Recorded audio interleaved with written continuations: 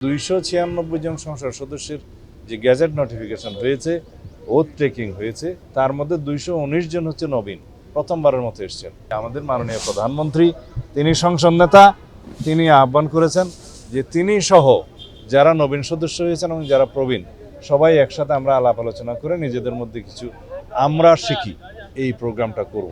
সংসদীয় রীতি পদ্ধতি, আচার আচরণ, এগুলো যেগুলো প্রতিষ্ঠিত, সেই সম্পর্কে আমরা একটু ধারণা দিলাম এবং নিলাম পরস্পর আলোচনার মাধ্যমে।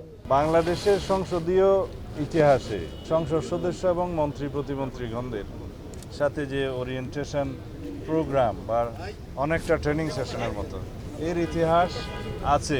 শহীদ রাষ্ট্রপতি জিয়াউর রহমান সংসদ সদস্যদের বিভিন্ন বিষয়ে এরকম ট্রেনিং কোর্স লার্নিং, মানে আমরাই নিজেরা আলোচনা করে নিজেদেরকে সমৃদ্ধ করব। এই সেশনটা সেরকম, এটা কোনো ট্রেনিং সেশন করলে এটা একটু অবমাননা করা হবে। সবাই 2/3 সংসদ সদস্য আমরা দেখেছি এই জাতীয় সংসদের কাছে বাংলাদেশের এবং বিশ্বের অনেক বেশি প্রত্যাশা আছে। এই সংসদের কাছে পৃথিবীর দৃষ্টি অনেক গভীর। আমরা কি প্র্যাকটিস করছি, কিভাবে আমরা এস্টাবলিশ করবো আমাদের সংসদীয় কালচার। বাংলাদেশের তো অবশ্যই এটা আমাদের জাতীয় জীবনের ইতিহাসে এই সংসদকে আমরা স্মরণীয় করে রাখতে চাই, যাতে একটা ছাত্র গণ অভ্যুত্থানের মধ্য দিয়ে নতুন প্রত্যাশা যা সৃষ্টি হয়েছে জনমনে, সেই প্রত্যাশা যাতে আমরা পূরণ করতে পারি। এখন কথা হলো আমরা কিভাবে সেটা করতে পারবো। জাতীয় সংসদ সদস্যদেরকে আরও বেশি বিশেষজ্ঞ বানিয়ে সদস্যদের বিশেষজ্ঞ বানা অথবা বিশেষজ্ঞ সদস্য তৈরি করার মধ্য দিয়ে জাতীয় সংসদকে অনেক বেশি স্ট্রেনথেন করা যায়, শক্তিশালী করা যায় এবং জাতীয় সংসদের ভূমিকার মধ্য দিয়ে জাতির প্রতি অনেক বেশি অবদান রাখা যায়। সেই লক্ষ্যে আমাদের মাননীয় প্রধানমন্ত্রী, তিনি সংসদ নেতা, তিনি আহ্বান করেছেন যে তিনি সহ যারা নবীন সদস্য হয়েছেন এবং যারা প্রবীণ, সবাই একসাথে আমরা আলাপ আলোচনা করে নিজেদের মধ্যে কিছু আমরা শিখি, এই প্রোগ্রামটা করব। সেটা আজকে শুরু হয়েছে। আমরা দেখেছি 296 জন সংসদ সদস্যের যে গ্যাজেট নোটিফিকেশন হয়েছে, ওথ টেকিং হয়েছে, তার মধ্যে 219 জন হচ্ছে নবীন, প্রথমবারের মতো এসছেন। সপ্তমবারের মতো শুধু একজন এসছেন, আর দ্বিতীয় তৃতীয় চতুর্থবারের মতো দ্বিতীয়বার এসছেন 32 জন, বাকি তৃতীয়বার চতুর্থবার এসছেন 15 জন, 9 জনই করে। এই যে 219 জন নবীন সদস্য, তাদেরকে পার্লামেন্টারি প্র্যাকটিসের সাথে আমরা বলেছি যে আরও কিছু নর্মস আমাদের শেখাতে হবে। এই পার্লামেন্টারি প্র্যাকটিস আমরা চর্চা করতে গেলে আমাদেরকে কী করতে হবে, তখন আমরা রুলস অফ প্রসিডিওর, কনস্টিটিউশন এবং সংসদীয় রীতি পদ্ধতি, আচার আচরণ, এগুলো যেগুলো প্রতিষ্ঠিত, সেই সম্পর্কে আমরা একটু ধারণা দিলাম এবং নিলাম পরস্পর আলোচনার মাধ্যমে।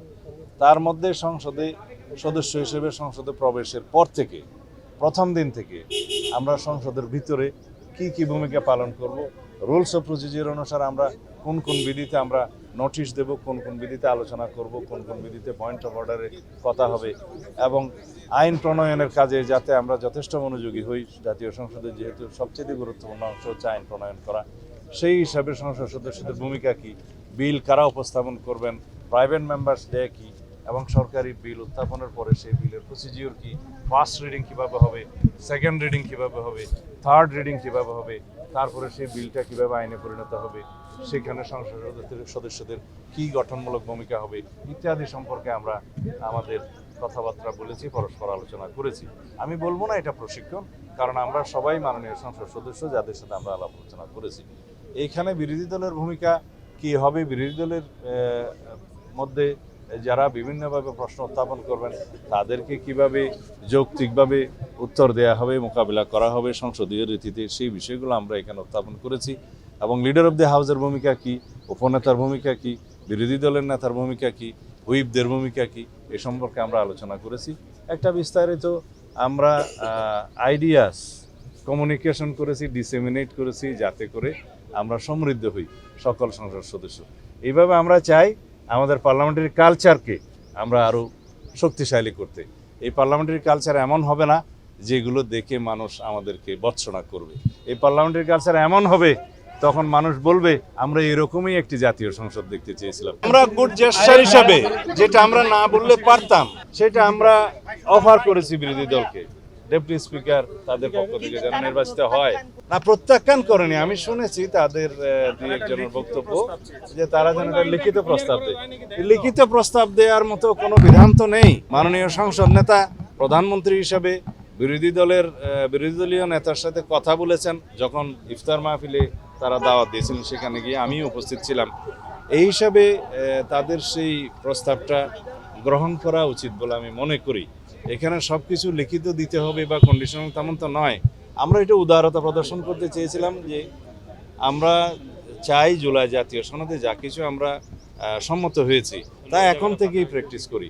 তবে ওনারা সঠিক বলেছেন যে সংবিধান সংশোধিত হবে, 2টা ডেপুটি স্পিকারের পদ সৃজন হবে, তারপরে একটা ডেপুটি স্পিকার তারা পাবেন একজন, সেটা ঠিক আছে। কিন্তু আমরা যদি এখন থেকে আমাদের উদারতা প্রদর্শন করে বিদ্যমান ডেপুটি স্পিকারের যে পদটা আছে তাদেরকে দিতে চাই, সেটা আমার মনে হয় তাদেরকে একটু উদারভাবে দেখা উচিত। সালাউদ্দিন ভাই, রাষ্ট্রপতিকে ভাষণ থেকে বিরত রাখতে একটি আইনি নোটিশ দিয়েছে হাইকোর্টের একজন আইনজীবী। সেটা বিচারের কোনো বিষয় নিয়ে আমি কথা বলবো না।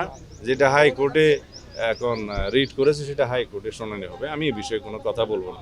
তবে রাষ্ট্রপতি হচ্ছে একটা প্রতিষ্ঠান, ব্যক্তি নয়। প্রতিষ্ঠান হিসেবে সাংবিধানিকভাবে যা কিছুই আছে, রাষ্ট্রপতি সংসদ অধিবেশনের প্রথমেই ভাষণ দিবেন, সেইটা দেয়ার বিধান আছে, সংবিধান আছে, রুলস অফ প্রসিডিউর আছে। সুতরাং সেই মতে আমরা যাব। ধন্যবাদ।